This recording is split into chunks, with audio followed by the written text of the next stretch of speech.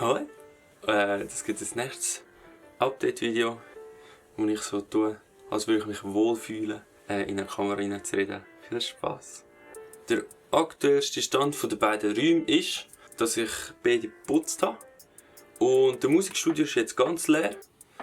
Und Film- und Fotostudio ist jetzt der eine Teil leer, wo man schon anfangen auch einrichten und also umbauen und einrichten.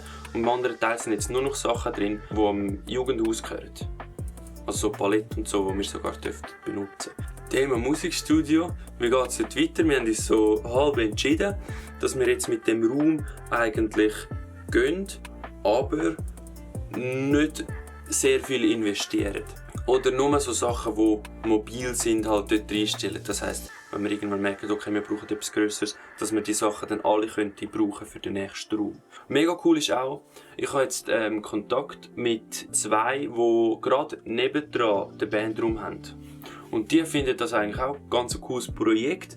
Und dort könnte es sein, dass wir vielleicht sogar einen kleinen Teil von ihrem Bandraum auch eine Art brauchen für den Regiebereich und für das Abmischen. Dann wäre es vielleicht zukunftsfähig in dem Raum, wo sie jetzt ist.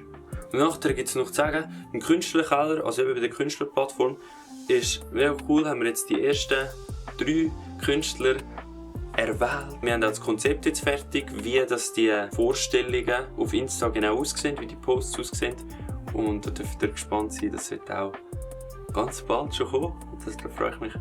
Ganz wichtig natürlich auch, bezüglich Finanzen. Der Hobbykeller wird jetzt offiziell, also so für die ganzen Finanzierungsfragen, wird es ein Teil vom Gehörgang, vom Verein Gehörgang.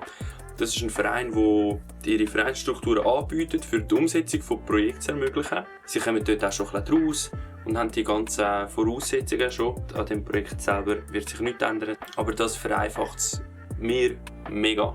Wie immer bin ich um Ideen und Feedback und alles Mögliche froh. Und dann sehen wir uns nächstes Mal. Tschüss miteinander.